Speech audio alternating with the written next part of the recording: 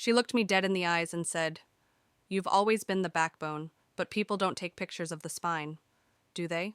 I didn't blink. That moment, that exact sentence landed harder than any betrayal I'd ever known. It wasn't just what she said, it was how she smiled while saying it. Like it was nothing, like I should be proud. Let me back up. My name is Elise Marlowe. I'm not loud, never been. I was raised in a family where staying useful was more important than being seen. Maybe that's why I became a systems analyst. Behind the curtain, fixing things that broke, quietly, efficiently. For 7 years, I quietly paid off the mortgage on my parents' suburban house, thinking it would one day be a shared inheritance, a family legacy. My dad had lost his job after a round of layoffs. My mom's arthritis kept her out of the salon. I told them not to worry. I had it, and I did.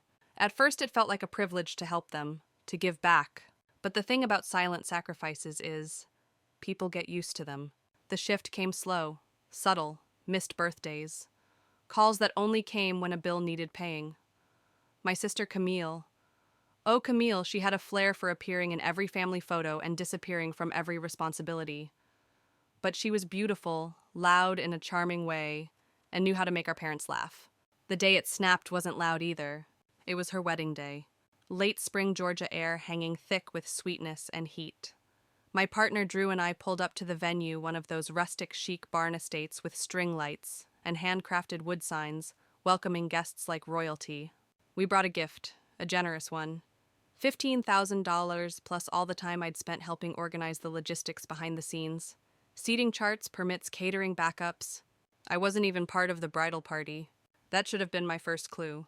When we arrived, Camille ran up, hugged me, gushed over my dress, then turned and introduced me to someone else as my techie older sister Elle, the one who's always traveling. I hadn't traveled in months. I laughed it off. I always did.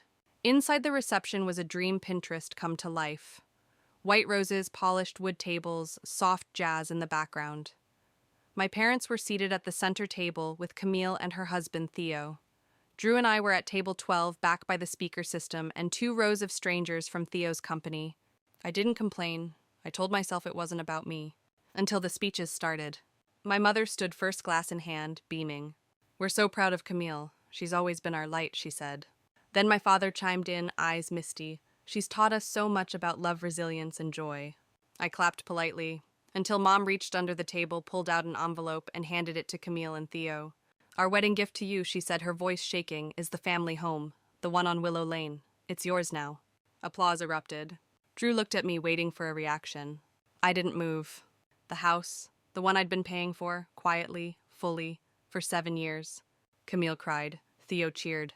My parents stood and hugged them while people clapped like they were watching a Hallmark movie. And me, I smiled. That tight, polite kind of smile you give when something breaks inside your chest. But you're in public, and the music's too loud, and there's no safe place to fall. Later, Drew tried to talk to me in the car. "Elle, you don't have to be quiet about this." But I did, because I wasn't ready to admit what I already knew. They'd never seen me as the daughter, just the safety net. And maybe I let them. But that night as we got home and I set the keys on the counter, I touched the chipped brass key that used to unlock that house. The one I'd carried like a talisman, and I whispered something I hadn't dared say out loud before. They gave away what I built, and never said thank you. That's when the first crack formed. And I knew this wasn't going to end with silence anymore. It was only beginning. After the wedding, things didn't explode. They just receded, like a shoreline pulling back before a storm. I went back to work on Monday. The office lights felt colder, the spreadsheets more distant. I stared at a client's tax audit for over an hour, barely reading the lines. My hands moved, but my mind stayed parked in that reception hall, frozen at the sound of my mother's voice gifting away my sacrifice like it was her own. The next few days came with silence. No thank you note, no text, no call. And then on Thursday, a thick cream envelope arrived in our mailbox. I knew the handwriting before I turned it over. Mr. Andrew Fields and guest. Guest. Not even Elise, not even Elle. Inside, a pre-printed thank you card with gold lettering and a short message scribbled in Camille's bubbly loops. "Thanks so much for your generous gift. The house means so much to us. We're beyond blessed." No mention of me. No mention of who made that house a home, or who kept the mortgage paid when Dad was between jobs and Mom's arthritis left her barely able to grip a pen. I stared at the card for a long time, then dropped it in the trash without a word. Later that night, Drew found me sitting at the edge of the bed, my shoulders still, my hands limp in my lap. "You haven't said anything," he murmured. "There's nothing left to say. You built their safety net. And they used it to bounce your sister higher." I tried to smile. It cracked instead. "Maybe that's always been my role," I said, almost too quiet to hear. Drew sat beside me silent for a while. Then he asked something I hadn't let myself ask. "If the house meant that much to them, why not talk to you first?" I didn't answer, because I already knew. Talking to me would mean acknowledging me. It was easier to pretend I didn't exist unless they needed something. The following Sunday, I got a call from my mother. I almost didn't answer. But curiosity is a cruel thing. "Hi, sweetheart," she chirped like nothing had happened. "Camille and Theo are back from their honeymoon. We're having a little family dinner this Saturday. Just the 6 of us. You and Drew should come." Her voice was sugar slick, the kind she used when asking for favors without actually asking. I paused long enough for her to notice. "I'll check with Drew." "Wonderful," she said too quickly. "We're making that rosemary chicken you love. Come hungry." The call ended, and I sat there staring at the screen. My thumb hovered over the redial button, then dropped. Saturday came with gray skies and a quiet drizzle that made everything feel muffled. We drove in silence, turning into their neighborhood, like ghosts returning to the scene of a crime. When we pulled up, something small yet sharp caught in my throat. A new welcome mat. It didn't say the Marlows anymore. It said the Theos Est, 2023.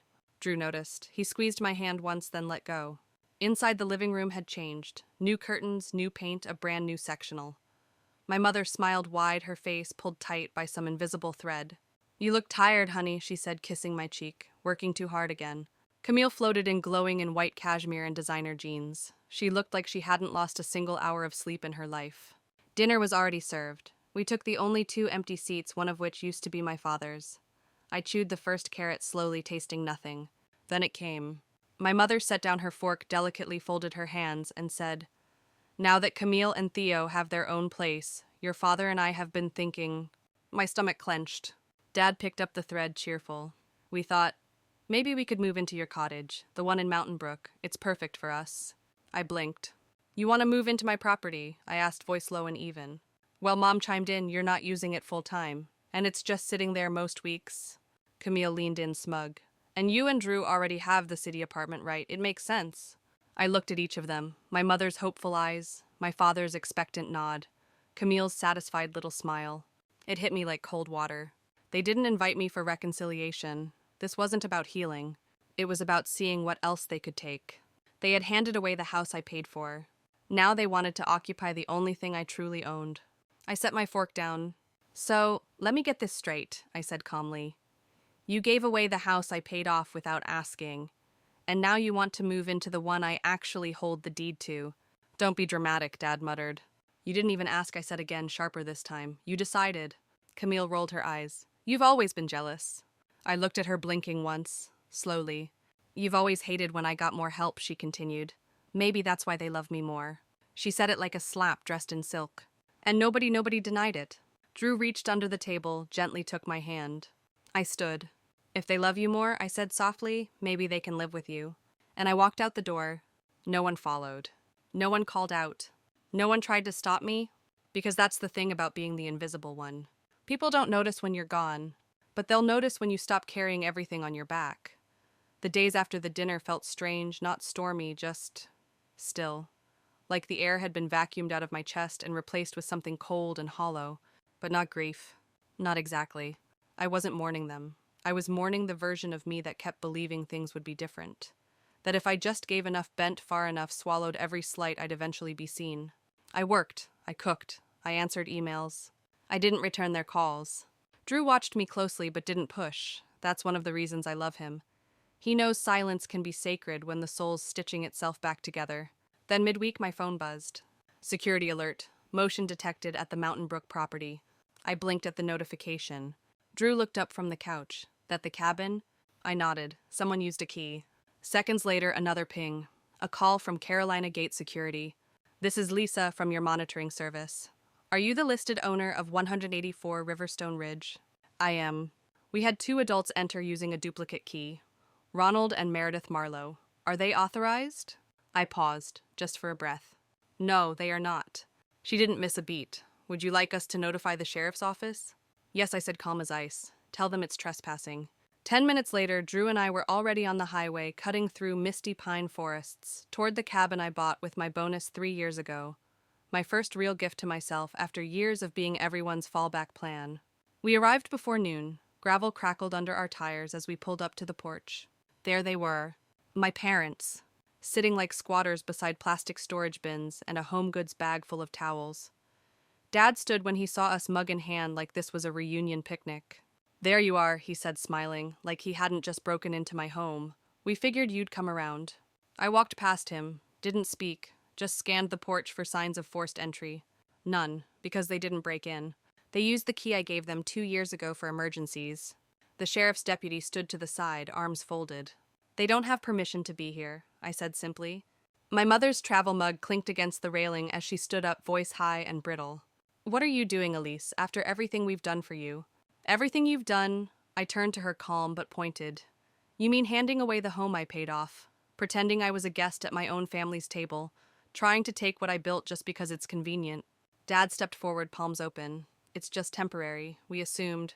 "That's your problem," I cut in. "You never ask, you just assume, and then you take." "We're your parents," Mom shouted. "We raised you." I stared at her, my voice low but sharp. "I remember my 23rd birthday dinner getting canceled, so you could attend Camille's second dance recital." She blinked. "I remember you forgetting my bar exam date but flying across the country for her graduation." A pause. "And I remember paying for your house in full and watching you hand it to someone else like I was never even there."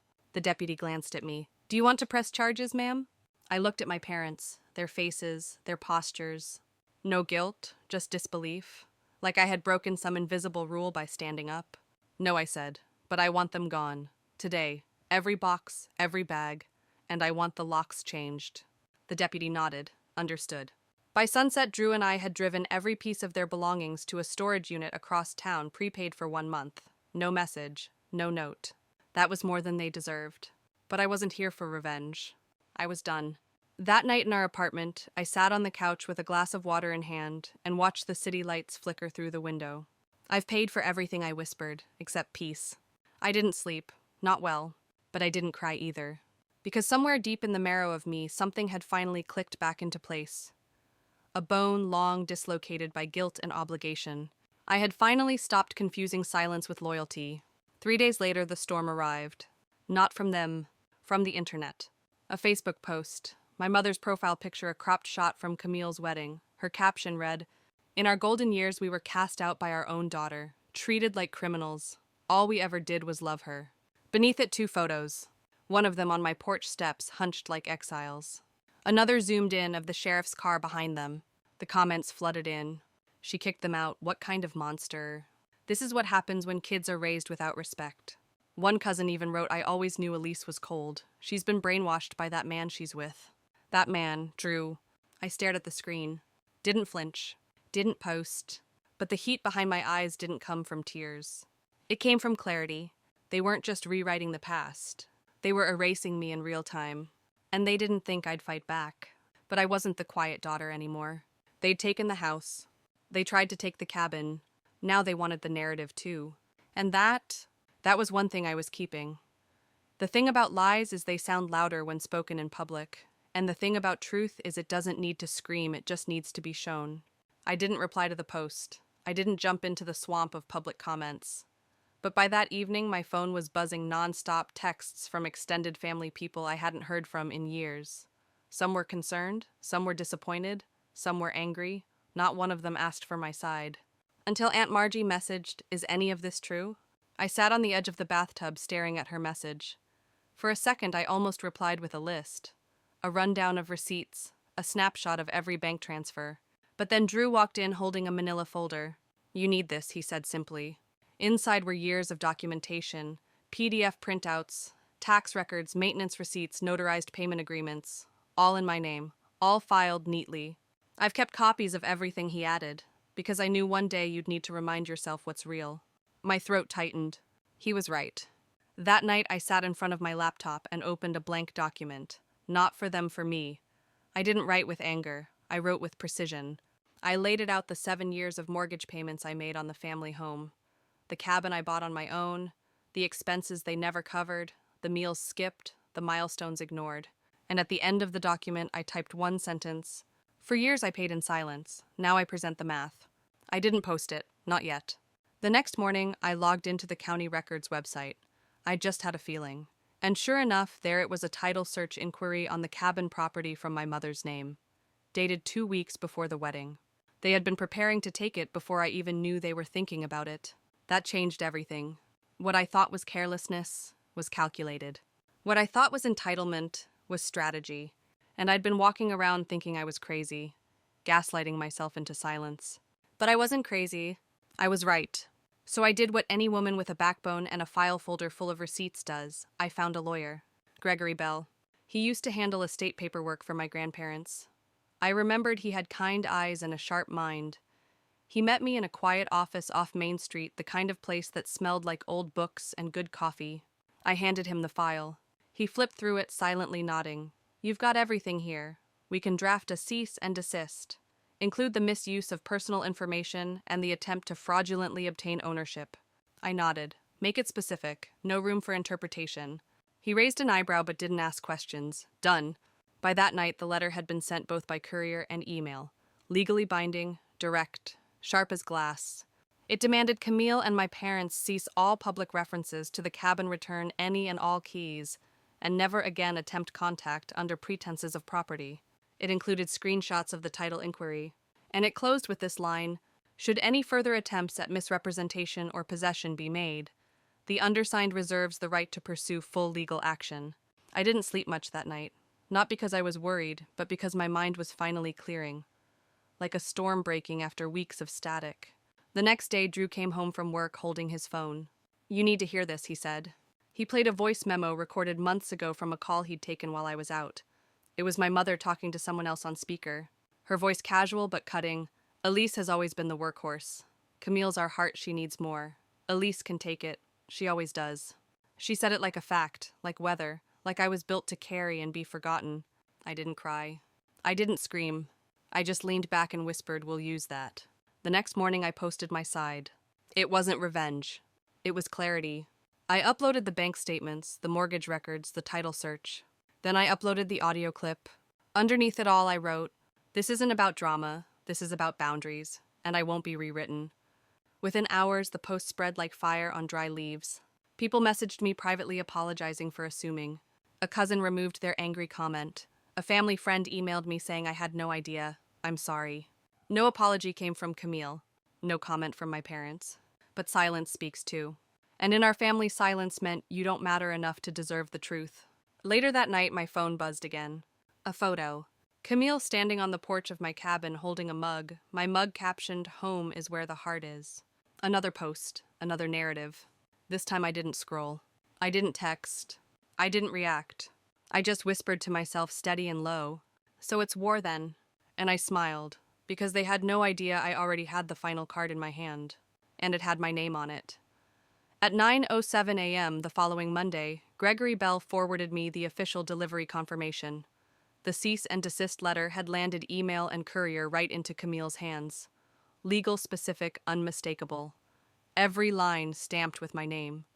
The same name they never put on a single deed, but the same name they couldn't erase now. It was over, or so I thought. By noon, the family group chat exploded. Aunt Darlene sent a screenshot of my post, followed by another of the legal letter asking, "Is this real?" Uncle Ray chimed in. "If it's true, she's got every right. Proud of her." Camille left the group 10 minutes later. Vera, my mother, sent a voice note. Her voice was thinner now, hollow, like air leaking from a balloon. "I just wanted the family to stay together. We didn't mean for it to get this far. I didn't think you'd go public. You've always been private. Why now?" I didn't reply, not because I was angry, but because for once silence was mine to give, and I was giving it freely. That evening, Camille called. I stared at her name flashing on my screen. I let it ring twice before answering. Her voice was sharp from the start. "You really want to drag our family name through court?" I breathed in, calm, measured. "It's already there," I said. "I'm just finally in the room. You're choosing property over people, Elise." "No," I said, voice steady. "I'm choosing peace over manipulation." Click. Line dead. That night, Drew made stir-fry and tried to get me to watch a documentary on Yellowstone. I sat beside him on the couch sipping tea, watching steam curl up from the rim, like smoke signals from some older, quieter part of me. The part that once thought love meant giving until there was nothing left. Now I knew better. 2 days later, I got an email from Camille. Subject clearing the air. The message was a few paragraphs of vague language, civil but bloodless. We regret how things unfolded. We value peace. We're all doing our best. No apology. Just the illusion of one. The day after that, a bouquet of white lilies arrived at my office. No card. I turned to our receptionist and smiled politely. They're not for me. You can keep them. She blinked. Are you sure they're beautiful? They're not mine to keep, I said. They're someone else's performance.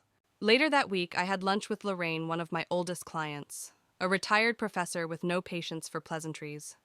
As we sipped coffee, she looked at me over the rim of her cup and said, You always did your job quietly, Elise, but I've seen you. You never let them erase you. I didn't say anything for a second, because my throat tightened unexpectedly. Thank you, I finally whispered. That means more than you know. 3 days after that, I passed a storefront downtown. The windows were fogged with spring drizzle. I caught my reflection. Not a villain, not a victim. Just me. A little more lined, a little less tired. A woman who no longer needed to be chosen. 'Cause I had chosen myself. Back at work, I passed by our new intern, Hannah. She was fresh out of grad school, polite, quick to say sorry. One afternoon, I saw a partner take credit for her report in a meeting. She said nothing, shoulders pulled in like apology was her default posture. When the meeting ended, I stopped at her desk. Hey, I said gently, I saw the report. It was good work. Next time you take it into the room yourself.